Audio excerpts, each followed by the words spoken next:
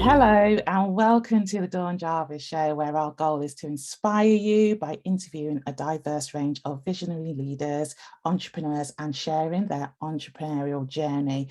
Today, we have a very special guest, Jacynth Ivey, who'll be sharing great tips on her journey from being a nurse to being a successful entrepreneur.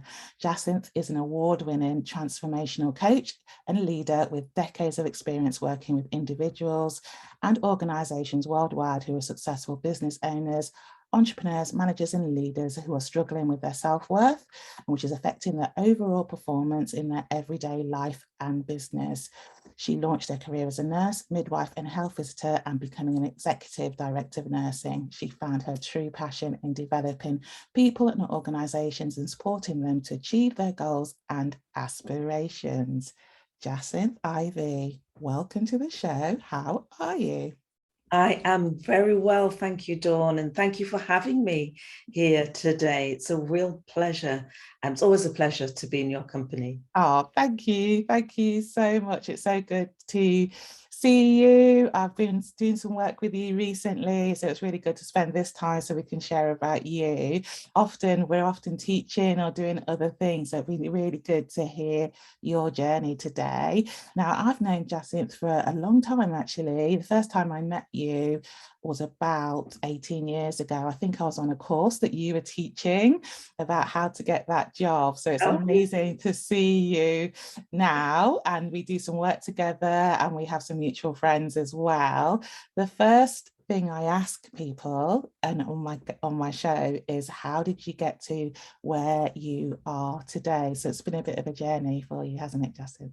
It has. And when I was 18, as you said, I went into nursing.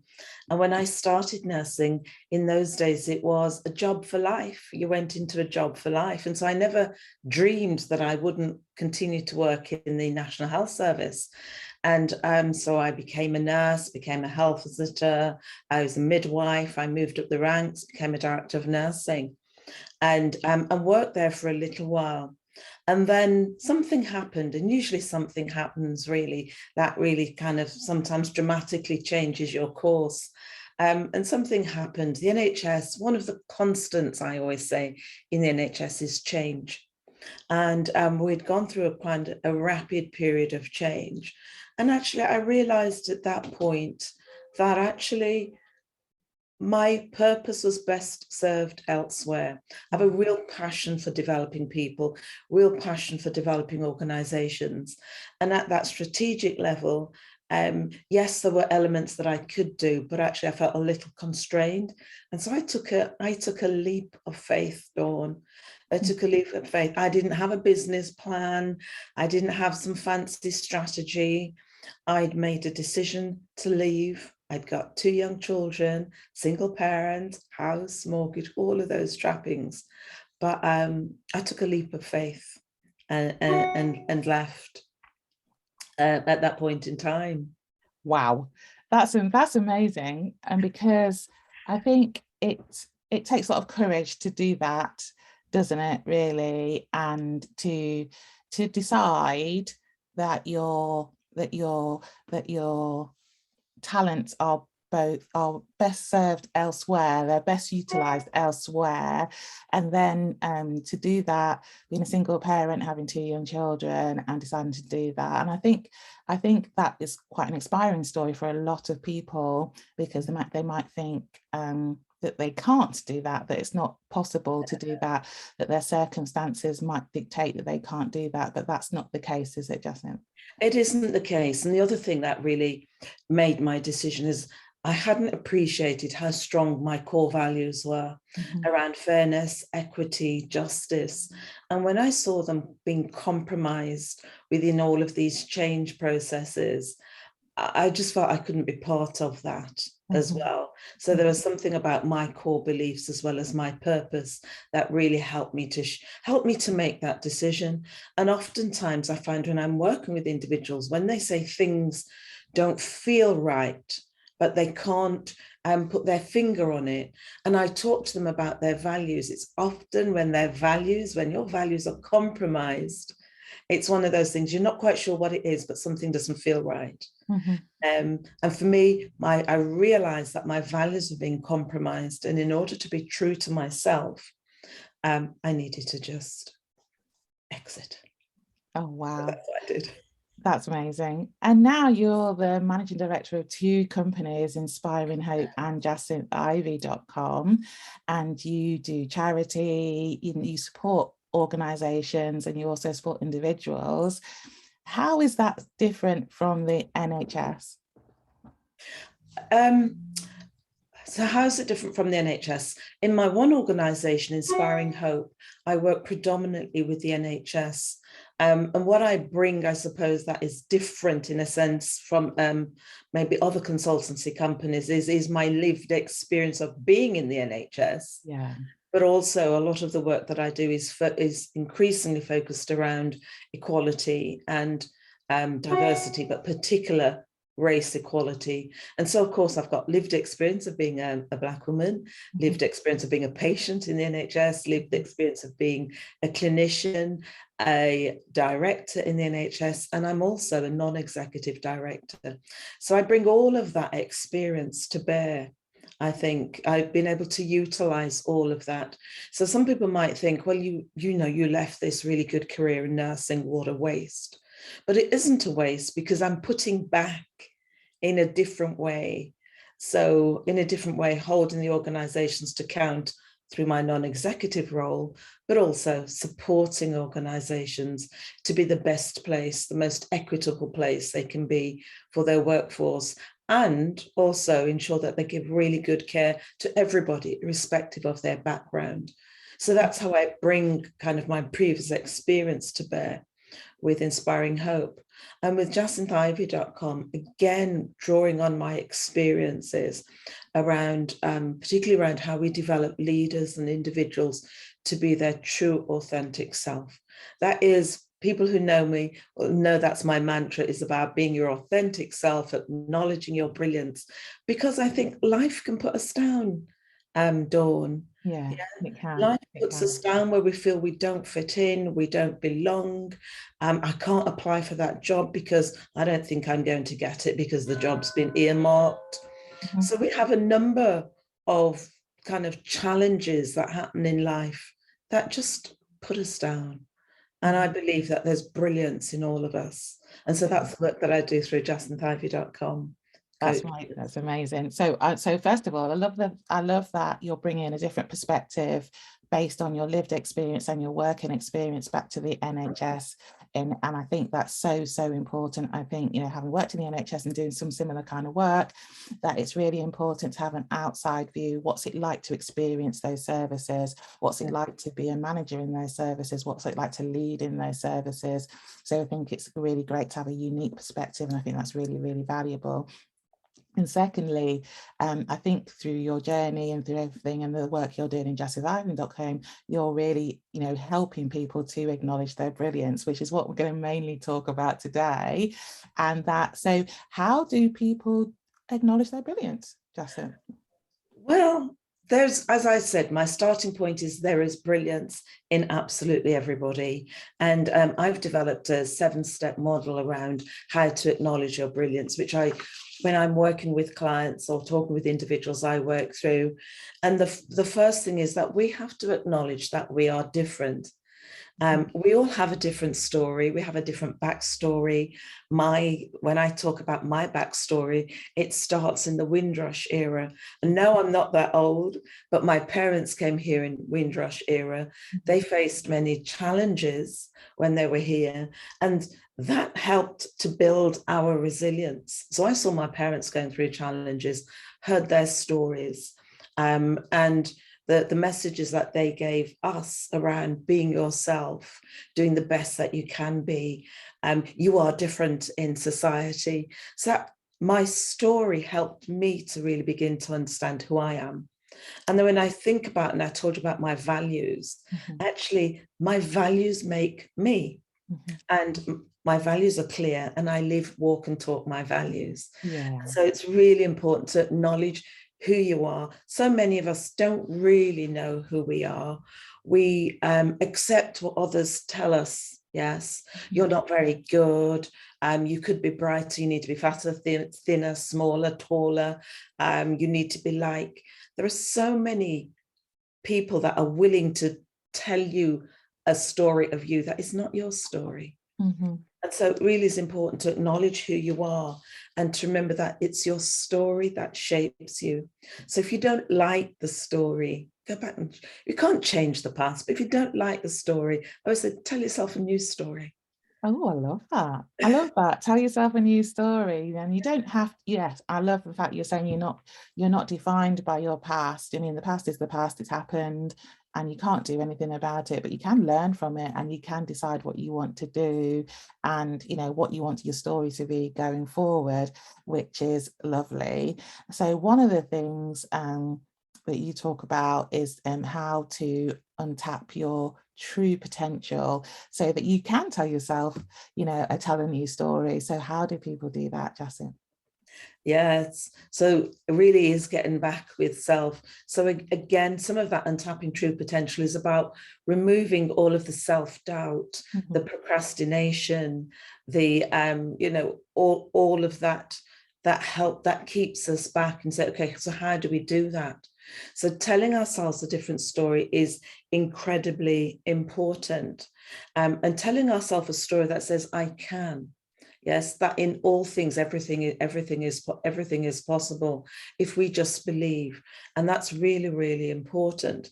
And so often when I'm working with clients, and I'll say to them, well, just list all of the things that you can do, that you have done.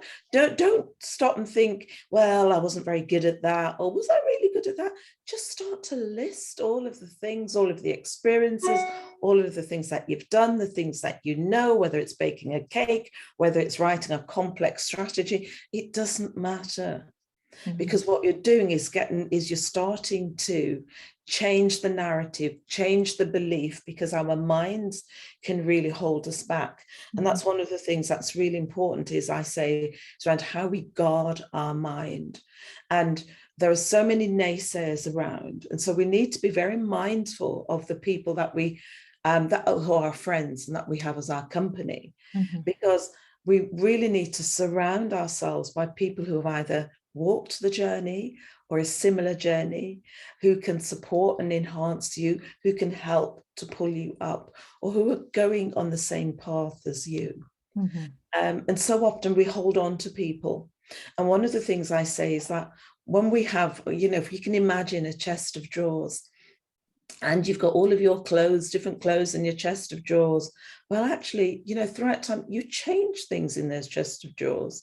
You discard things, you move things from maybe being best to, you demote them maybe to everyday wear, or you get rid of them.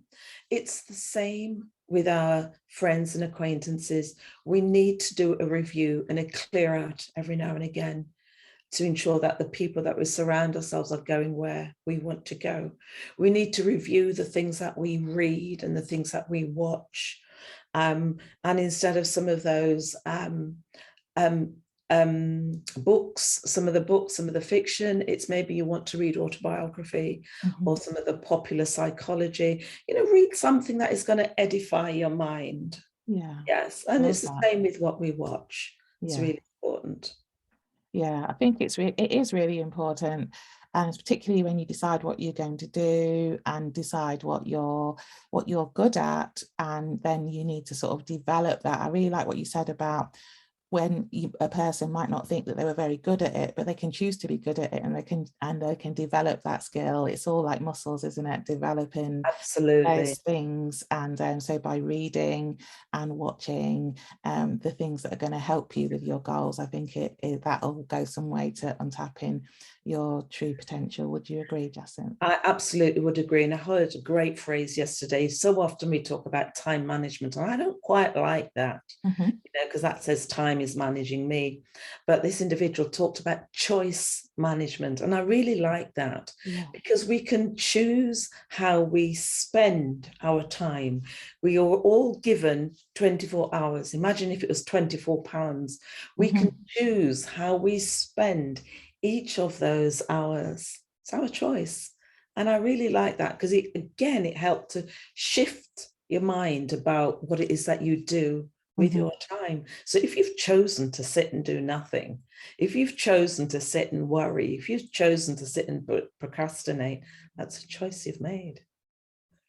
Wow, I love that. I love the analogy with money, actually. I was just thinking about that while you were talking, because I was thinking, because imagine if we were given £24,000 and then, you know, and every hour was £1,000 that you chose how you spent it. You would soon be really careful with how you spent it, but also and I still think you would choose to actually do nothing, because or choose to get somebody else to do something for you, because one of the things that I think about when delegating, for example, is how valuable is my time.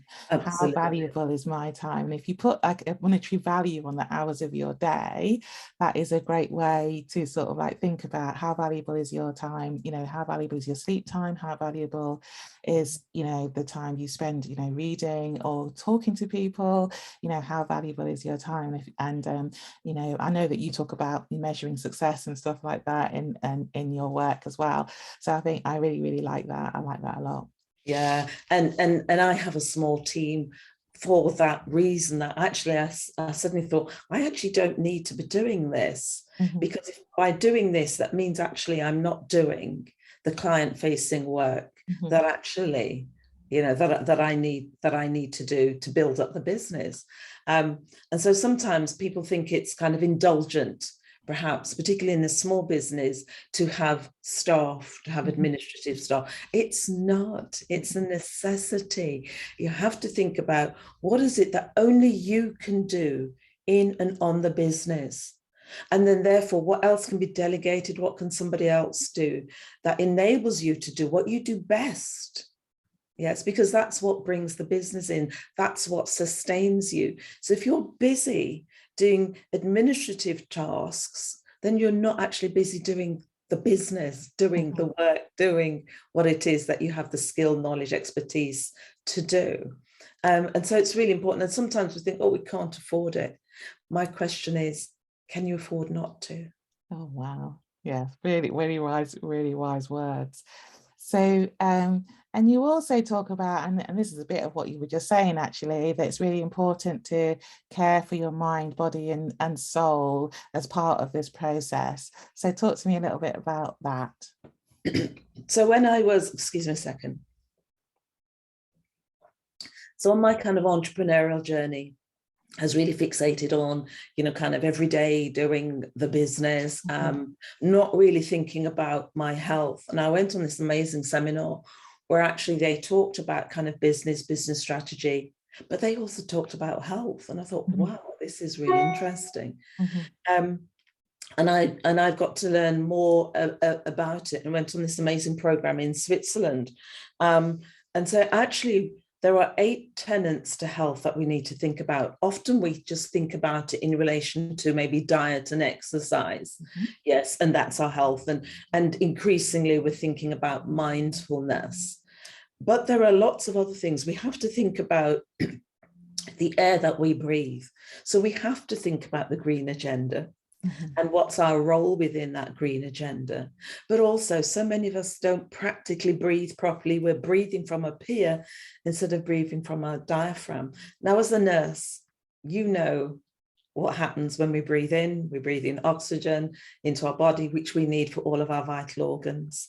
And so it's really important to think about how we breathe. It's important to think about the fluid intake that we, you know, how we drink. We don't drink enough water. Should always have a glass of water at the side. So it's the air we breathe, it's the water we drink. We have to think about the food that we eat, the thoughts that we think. So I talked about that, guard your mind, the words that we speak, because we can speak life or death into ourselves. Yeah, by going back to the stories that we tell ourselves. We need to think about the moves that we make. So it's not excessive energetic exercise, but actually, do we get up? Do we walk around? Do we stretch? We need to think about the things that we seek. So that's the things that we look at. I talked about that earlier in terms of reading, and how we sleep, the sleep that we take.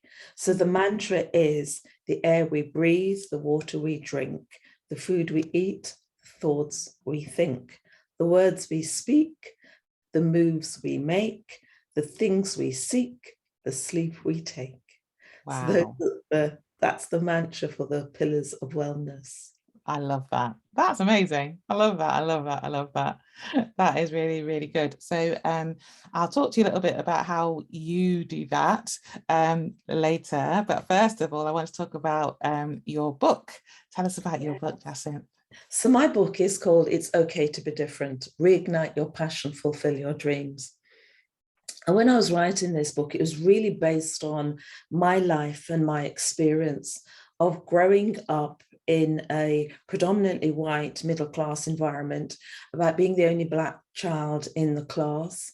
And some of at the time, I didn't always appreciate it was racism, but actually some of the things that used to happen to me when I look back throughout my schooling. And so it's born off some of those experiences of being married very young and being divorced, being a single parent, of going through education system, some of the issues in my career in terms of my faith and some of the issues around church. Always, when I look back, feeling a sense of I didn't quite fit in. I don't know if you've ever felt like that, Dawn, but yes, you kind of feel like you're on the margins. It's almost like sometimes having an out-of-body experience, looking down, thinking, am I really, is this really what I'm meant to be doing? And then what that does to your psyche. And so I really kind of reflected on my life and where I am now, and thought about, well, what are the strategies that I used, that actually I employed to get me to where I am, but not only to get me to where I am, that I continue to use with myself and with my clients when I'm coaching. And so the 7 steps are, so I talked earlier about the acknowledging that you are different and the importance of that, and authenticity. The next step was really kind of beginning to understand what your purpose is, your why. The why is one of the most important questions, because if you don't know your why or your purpose, then you've got no reason, almost no reason to get up in the morning, but there's no reason for you to continue in whatever sphere. And so it was really to understand my purpose. And as I said, I really understood what my values were. And so whatever I did needed to be aligned to those values. And then I began to realize that actually my purpose was to support and enable. My mission in life was to support and enable individuals and organizations to be the best that they could be. Yeah, and whatever that meant. And particularly in relation to organizations, it came from an employee perspective, that all employees should have a sense of belonging, irrespective of who they are, irrespective of their protected characteristic. They should be able to take their whole self to work and be who they want to be. So discovering your reason why and your purpose is absolutely key. To think about why you are here, and then thinking about, okay, so we know why we're here, but then often people get sidetracked, and it's really important to focus. And one of the analogies I use is that, you know, for those of us who drive, do you drive, Dawn? I do. You do. So how often do you look in the rearview mirror? Well, it's I don't know, actually. I want to start. Okay, so but I am looking ahead most of the time. You're looking ahead most of the time. Okay. But so many, absolutely. And every now and again, you look in the rearview mirror.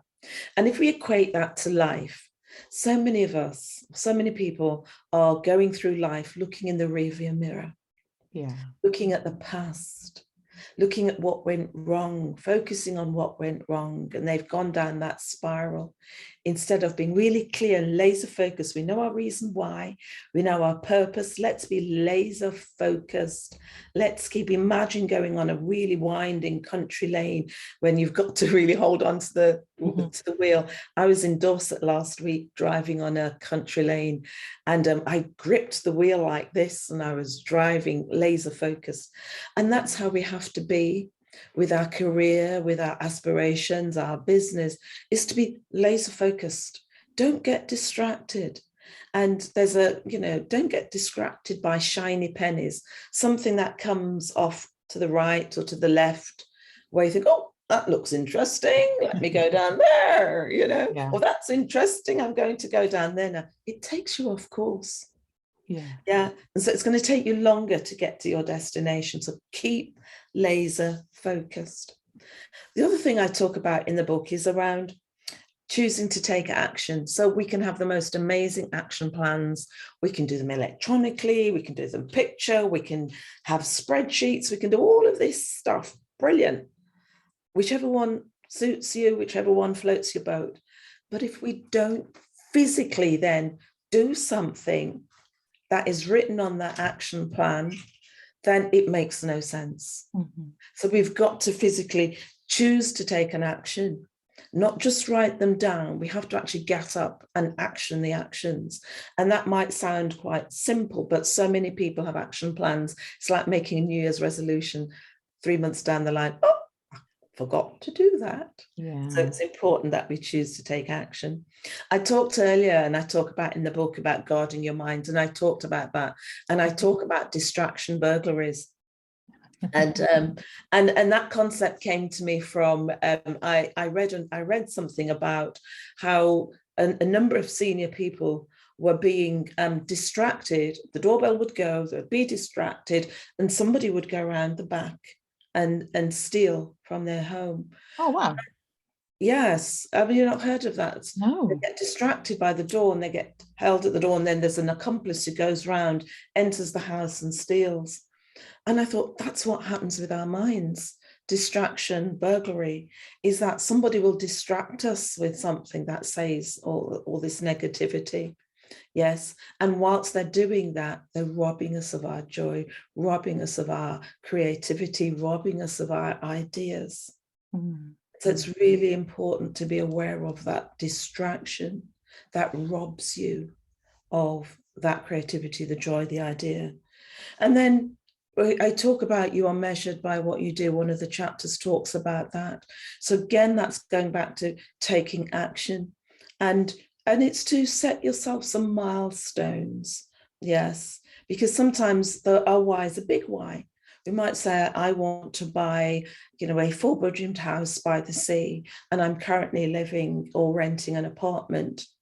And I might feel I'm never going to get there. So I need to set myself some milestones that I can celebrate along the way. I might need to go and buy a semi-detached house first. Mm-hmm. Yeah.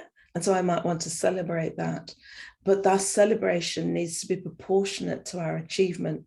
So if I've just, achieved something, I don't know, I've had a conversation with somebody who I've been trying to have a conversation with forever, and that's a real achievement, I'm not going to take myself on a Caribbean cruise, because that's not proportionate to that achievement. Yeah. But, set yourself your milestones and celebrate those. And then the last one is dare to dream. So many of us, so many people, Dawn, I don't know how you find this. I think it's a waste of time dreaming, to sit, to do nothing. Like, it's a waste of time. People think they should be doing something all the time, busy, and never give themselves time to think or time to dream.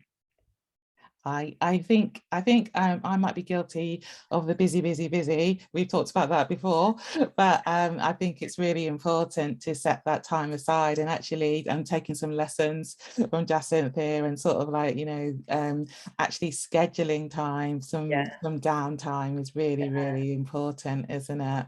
Really important. It is. I really like that. So that's your book. That's amazing. I love that. And it's a real achievement to have written a book, isn't it, really? Did you enjoy the process? I did, actually. I did. And in the process, I took time out to think. Uh-huh. I absolutely did take time out to think. And actually, I wrote the basis of the book. I was on a 2-week holiday to Barbados with my husband. And I would get up every morning at about 6 o'clock, and I would write solidly for 2 to 3 hours. I didn't think about, oh, do I want to put that? Don't want to put that? I didn't edit as I went and correct. I just wrote solidly what was in my head, in my heart, and from my experiences, and then went back after that to edit. Yeah. So again, I took the limitations off my mind, because I think, writing a book, where do you start? Yeah, I like that. I like that. I like that process. It's really, really nice, because I Yeah. think you'll find when you go back on it, you'll think, oh, can't believe I wrote that. Yeah, that's amazing. Right. And then, and then I think that, so the only thing is you might find it's difficult to take things out, but it's good to see it all there, and it's always good for backup. When I wrote my book, there's lots of notes that didn't go in the book, but they'll be Yes, yes, useful yes, going forward, and for yes. social media and things like that. So Yeah. how do people get hold of the book, Jacynth? So if they go to my website, which is www.jacynthivey.com, and if they look in resources, they'll be able to order the book. Also, as well, you can get 3 free chapters from the book, so you can download them on the website. So all the information is there on the website. Brilliant. And we will include that information in the show notes, so don't worry about having to remember the website as well. So we have talked a lot actually about how to care for your mind, body and soul, which actually leads it very nicely into this bit, which I ask everyone about. So as a nurse, it's been my experience being a business owner that you can let the health and wellness stuff slide, because you're so focused on the business. I've already admitted to being busy. So I ask all of my guests, I ask them 2 questions. How do they stay focused, positive and productive? Because I think there needs to be a lot of resilience about being a business owner, being an entrepreneur. So how do they manage that part of their journey? And the other thing is, how do they personally manage their health and well-being, keeping an eye on that? And the reason I asked that is because I did a time audit on myself when I started, because I say to my clients, and then audit your time, see how you're spending your time. And I was absolutely horrified that I was doing 18-hour days, not getting up from this chair, and not eating and drinking properly, and definitely not sleeping properly. So Jacynth Ivey, how do you manage? Yeah, so I stay focused, positive and productive because I've got a really strong reason why. Mm-hmm. Yeah, really strong reason why. I know my purpose, I know my past, I know what it is that I want to achieve. And so that drives me. And that's not just about me. Some people think, oh, that's just about kind of wanting to earn X amount of money. It's not. It goes back to my mission and my passion, which is enabling others and organizations to be the best that they can be. And so that really keeps me focused in terms of ensuring I deliver and provide an absolutely top quality product and service. To look after me is an active process. Mm-hmm. So, because it won't just happen. So I've been there, Dawn, and often in danger of going there, or I need to draw myself back, where I'm just so focused on the work that I suddenly think, oh my goodness, it's getting dark. I need to turn the light on, or I haven't eaten all day. And so just like when I talk about in my book, scheduling time to think, we have to schedule in our time to look after ourselves. So that may mean getting up a little bit earlier. I'm not one for going to the gym, but it may be getting up a little bit earlier. I really try and drink more water. So I have a glass of water beside me. So it's really important that we drink water. But it's to think about, what is it you need to do? What is it you're trying to achieve during the day? So for me, I want to make sure I move more. Yeah, so I'm not going to go and exercise. I won't lie. I'm not going to the gym. I'm not going to exercise. I need to move more. That might mean that for me, how many times a week I'm going to go walking. For some, they will schedule and can schedule in every day. Mm-hmm. And we know that we should do at least half an hour activity daily. And so for me, it's an active process. I make sure I drink regularly water. I make sure I plan in 3 meals a day. That is sometimes difficult if I've got a really busy schedule. Yeah. But what I do now is the meal that I've prepared the evening before, there's a little bit left, I put in the fridge and I have that at lunchtime. And so it has to be proper planning in order to look after yourself. But I know you'll have heard me say this lots and lots of times, get your mind right. Mhm. Yes, get your mind right, and then everything else actually will begin to follow and will fall into place. And one of the most important things that I think is scheduling time for your friends. Yeah. Yeah, for your friends and your loved ones. Scheduling your diary, afternoon tea with a friend, morning coffee with a friend, lunch with a friend. Schedule it in your diary, particularly for the people that are important in your life, because before you know it, months have gone, weeks have gone, you've not had a face-to-face contact, particularly post-pandemic, Mhm. or worse still, something has happened. So that's really important. That's really great. I love that. Thank you so, so much for that. That's a really good advice. So how do people get hold of you, Jacynth, if they want to speak to you, work with you, have you part of their organisation? How do people get in contact with you? So they contact me through the website, jacynthivey.com, and through the contacts page. So if you just go directly to the contacts page, and whatever it is, however you'd like me to support you, send that email and we will respond. Or indeed, you can book and schedule a discovery call with myself through the website. Brilliant. Brilliant. And you're on social media, aren't you, Jacynth? I am. I'm on LinkedIn, Jacynth Ivey. You can join my Facebook group, which is Acknowledge Your Brilliance. So if you're on Facebook, if you look for Acknowledge Your Brilliance, I'm on Twitter, Jacynth Ivey, or Inspiring Hope 3. And I'm also on Instagram. So yes. Yeah. And we'll put all of those links into the show notes, so you don't need to, you won't miss them, don't worry. So Jacynth, it's been an absolute pleasure to have you here, to have this chat, to hear all about you, your journey, your values and your story. Thank you so much for being here. Do you have one last, actionable tip for our audience that they can take away with them? One last tip is I love Maya Angelou and some of her quotes. And one of the quotes that I often use is that people forget what you said, but people never forget how you made them feel. And so for me, it's really important that we are kind to each other. We are kind to ourselves, but we are kind to each other. And I just want to leave people with that tip. I love that. I love my Andy Loon. I love that tip. I might steal that one for myself, actually, in interviews. So, Jacynth, thank you so much. That's it for the Dawn Jarvis Show. It's been another good one. If you like what you heard us saw, please like, share, subscribe. Let us know what you think in the comments. I'd really love to know as well. And I will see you really soon. Take care. Bye.